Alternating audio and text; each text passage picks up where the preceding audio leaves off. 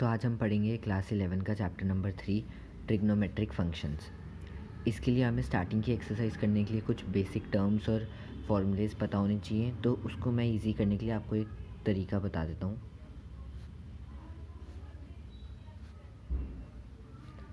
ये जो मैंने अभी डायग्राम बनाया है ये बहुत काम का है इस पहली एक्सरसाइज के लिए। इसमें हमारे सारे फॉर्मूलेज बन जाएंगे। यहाँ पर आपको लिखना है साइन, कॉस, टैन, कॉट, सेक और कोसेक।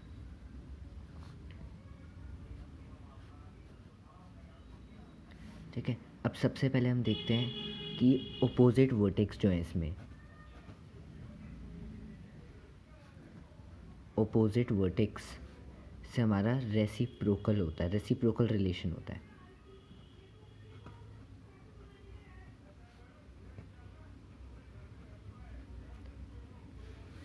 ओपोजिट वर्टेक्स जैसे साइन के ओपोजिट में कौन सा है, कोसेक है, वर्टेक्स की बात हो रही है। तो इसका मतलब साइन थीटा जो होगा वो 1 कोसेक थीटा रेसिप्रोकल हो जाएगा, उसके इक्वल होगा। ऐसी कोसेक थीटा जो होगा वो 1 साइन थीटा के इक्वल होगा। अब हम कॉस की बात करें तो कॉस का जो सामने अपोजिट वर्टेक्स है वो सेक पे आता है, तो जो कॉस थीटा है वो इक्वल होगा 1 सेकेंड थीटा सेक थीटा। फिर ऐसी सिमिलरली हमारा tan theta is equals to 1 cot theta, क्योंकि जो टैन है वो सामने उसकी कॉट है वर्टेक्स में, और cot theta is equals to 1 tan theta. इससे हम रिलेशन भी बना सकते हैं क्रॉस इनटू करके, जिससे बनेगा sine theta into cosec theta is equals to 1। ऐसे यहाँ पर बन जाएगा कॉस थीटा, ये ऐसे हो जाएगा ना क्रॉस इनटू में, cos theta into secant theta is equals to 1 and last is tan theta into cot theta is equals to 1। उसके बाद हमारा है सर्कुलर रोटेशन आती है। सर्कुलर रोटेशन मतलब इसमें हम दोनों तरीके से करते हैं, क्लॉकवाइज भी और एंटी क्लॉकवाइज भी। जैसे फॉर एन एग्जांपल पहले मैं यहाँ लिख देता हूँ सर्कुलर रोटेशन।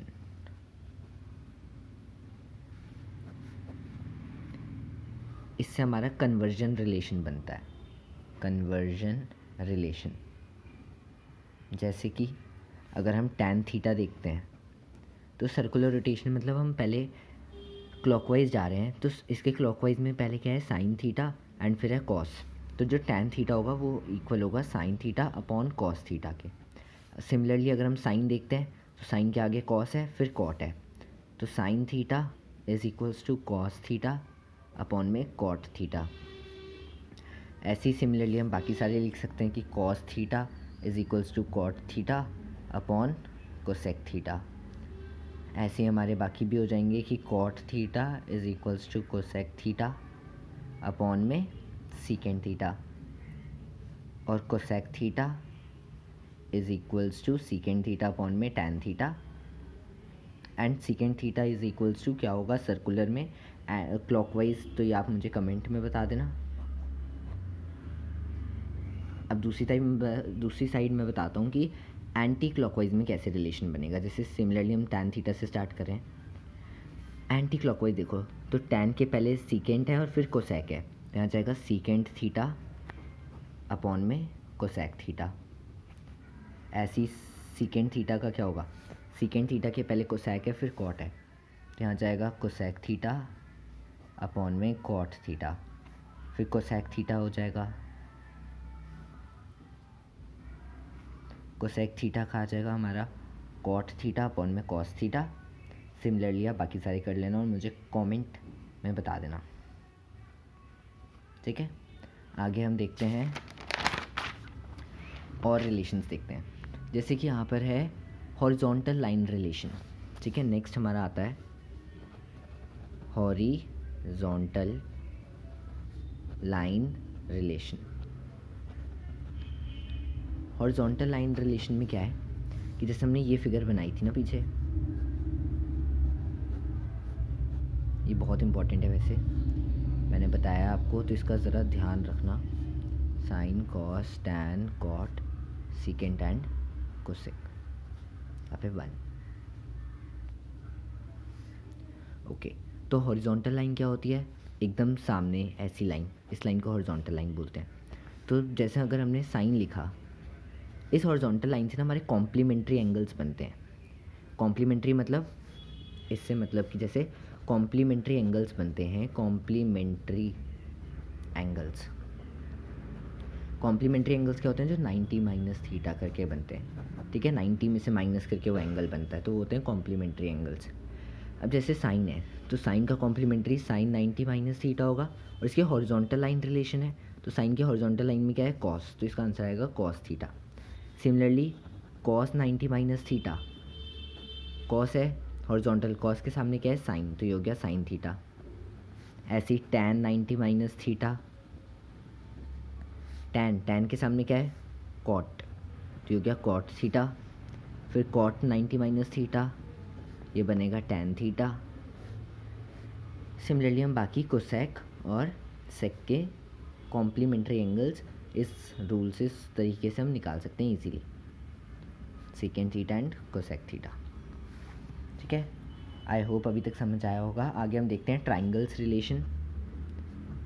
ट्राइंगल्स रिलेशन में क्या आता है, ट्राइंगल्स रिलेशन मतलब जैसे मैंने ये ट्राइंगल बनाया है यहाँ पर छोटा सा, कि ऐसे मैंने लाइन डाली और फिर ऐसे ट्राइंगल कर दिया, तीनों में मैंने इसी तरीके का एरो बना रखा है, यहाँ पर भी, यहाँ पर भी, यहाँ पर भी। तो इसका मतलब ये है कि पहले साइन है, फिर कॉस पे जा रहा है और लास्ट में 1 पे जा रहा है। यहाँ पर टैन है, फिर 1 पे जा रहा है, फिर लास्ट में सीकेंड पे जा रहा है। तो ट्राइंगल्स रिलेशन में क्या होता है, पहले साइन था तो साइन स्क्वायर थीटा, उसके बाद क्या है कॉस, तो plus cos square theta is equals to, किस पे जा रहा था लास्ट में, 1, तो 1 आ जाएगा। टैन का देखें तो हो जाएगा टैन स्क्वायर थीटा, टैन के बाद किस पे जा रहा है, 1 पे और फिर सीकेंड स्क्वायर पे, तो प्लस 1 आएगा, इक्वल में सीकेंड स्क्वायर थीटा आएगा। ऐसे हम यहाँ पर देखें तो पहले 1 है, फिर कॉट पे है, फिर कोसेक पे है, तो होगा 1 plus cot square theta is equals to cosec square theta, ठीक है। अब हम इसमें थोड़ा मॉडिफाई भी कर सकते हैं इधर उधर ले जाके, जैसे अगर हमें साइन स्क्वायर थीटा की वैल्यू निकालनी है तो साइन स्क्वायर थीटा इधर is equals to 1 minus cos square theta, ये प्लस का है उधर जाके माइनस का, तो वो चीज़ हमने यहाँ लिख दी। आई होप अभी तक आपको समझ आया होगा। और लास्ट में कुछ इंपॉर्टेंट टर्म्स, कि जो साइन होता है वो ये होती है एक्चुअल स्पेलिंग, ये नहीं होती साइन की, ये तो उसकी शॉर्ट फॉर्म है, ये एक्चुअल स्पेलिंग होती है। टैन भी नहीं होता, टेंजेंट होता है एंड सीकेंट होता है, ठीक है। ये कॉम्प्लीमेंट्री एंगल्स होते हैं इनके। कॉस बोलते हो ना आप, वो कॉस नहीं होता, वो कोसाइन होता है।